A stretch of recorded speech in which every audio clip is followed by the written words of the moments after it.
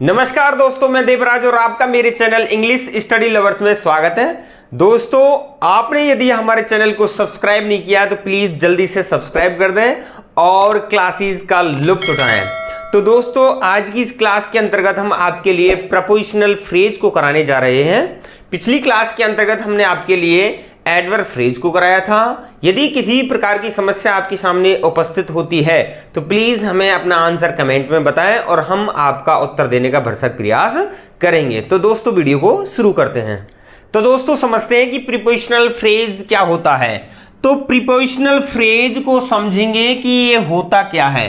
तो दोस्तों, वही बात है, यदि फ्रेज चल रही है तो वही ग्रुप ऑफ वर्ड्स है, लेकिन काम किस चीज का कर रहा है? नाउन का कर रहा है, एडवर्ब का कर रहा है, एडजेक्टिव का कर रहा है, वर्ब का कर रहा है या प्रीपोजिशन का कर रहा है, तब वो ग्रुप ऑफ वर्ड कहलाएगा। या तो वर्ब का कर रहा है तो वर्ब फ्रेज, एडजेक्टिव का कर रहा है तो एडजेक्टिव फ्रेज, और एडवर्ब का कर रहा है तो एडवर्ब फ्रेज का काम करेगा। और यदि प्रीपोजिशनल का कर रहा है तो प्रीपोजिशनल फ्रेज का काम करेगा। तो हम यहां समझेंगे कि प्रीपोजिशनल जो फ्रेज होती है आ ग्रुप ऑफ वर्ड्स, सभी ग्रुप ऑफ वर्ड्स होती है, ठीक है, दैट जो कि बिगिन शुरुआत होती है विद अ प्रपोजिशन, प्रपोजिशन से। ये महत्वपूर्ण चीज है कि ये ग्रुप ऑफ वर्ड्स जो होता है वो फ्रेज प्रपोजिशन से शुरू होती है। जैसे टू से हो सकती है, अंडर से हो सकती है, फोर से हो सकती है, और तुम्हारी बिफोर से हो सकती है, आफ्टर से हो सकती है, विद से हो सकती है, कुछ भी प्रीपोजिशन से स्टार्ट हो सकती है, उसको ही हम प्रपोजिशनल फ्रेज बोलते हैं। आपको ये ध्यान रखना है।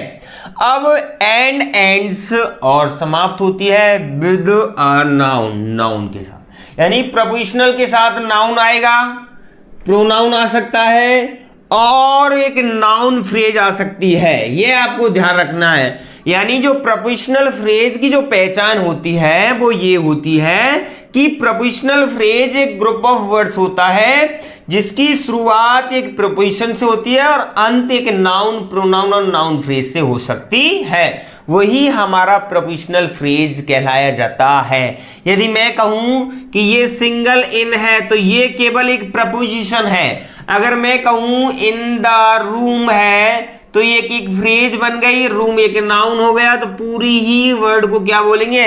प्रपोजिशनल फ्रेज बोलते हैं। आपको इस बात को ध्यान रखना है।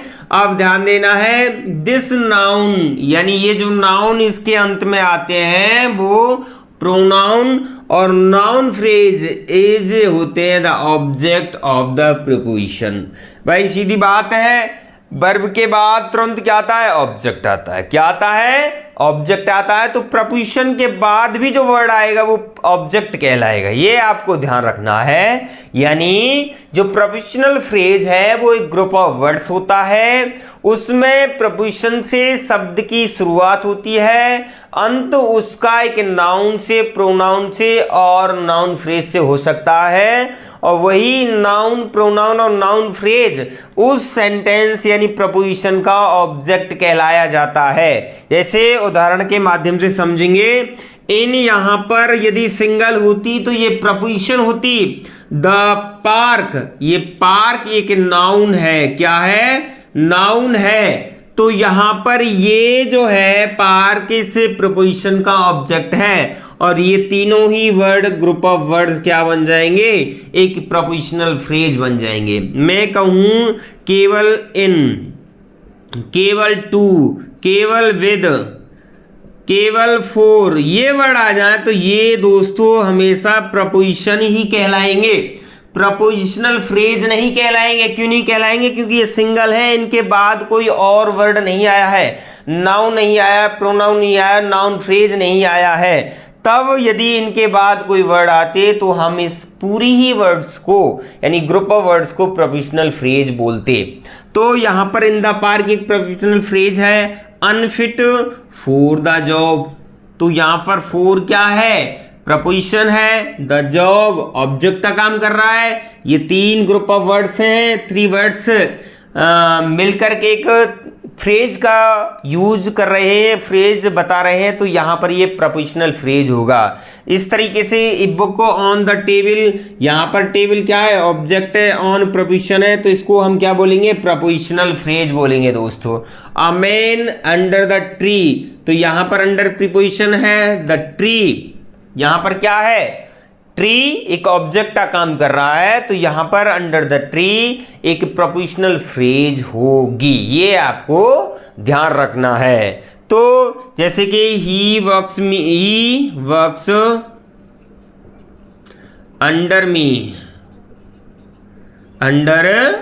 तो ये प्रपोजिशन, ये क्या है, मी ऑब्जेक्ट है, तो यहां पर ये भी क्या है कि प्रपोजिशनल फ्रेज होगी। तो मैं दोस्तों उम्मीद करूंगा ये प्रपोजिशनल फ्रेज आपको बहुत ही आसानी से समझ में आई होगी। यदि किसी भी प्रकार की आपको समस्या आती है तो आप हमें कमेंट में बताओ, घबराओ मत, आप हमें कमेंट में बताओ कि सर ये आप हमारे समझ में नहीं आया है, जिसका हम आंसर आपको अगली वीडियो में देने का प्रयास करेंगे। तो प्रीपोजिशनल फ्रेज में आपको कुछ भी ज्यादा परेशानी का सामना नहीं करना पड़ेगा। प्रपोजिशन तो जितनी होती है वो तो है ही है, जैसे टू है, बिफोर है, अलोंग है, बिटवीन है, अमंग है, बहुत सारी हैं, अक्रॉस है, अबव है, तो वो तो है। लेकिन जब ये इनके साथ नाउन, प्रोनाउन और नाउन फ्रेज जुड़ जाती है तो इनको ही हम प्रपोजिशनल फ्रेज बोल देते हैं, और किसी भी प्रकार की हमें समस्या नहीं आनी चाहिए। जब हमने ये क्लास ले ली तो किसी भी प्रकार की हमें समस्या नहीं आनी चाहिए। पर दोस्तों एक बात का ध्यान रखना है, भाई साहब मुझे हो गए कितने दिन, 5 तारीख से वीडियो बना रहा हूं,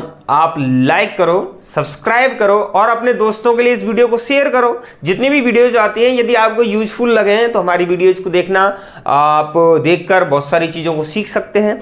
तो मैं आज उम्मीद करूंगा कि ये छोटी सी वीडियो आपको अच्छी लगी होगी। यदि अच्छी लगी है तो प्लीज़ हमारी वीडियो को लाइक कर दें और अपने दोस्तों के लिए शेयर कर दें।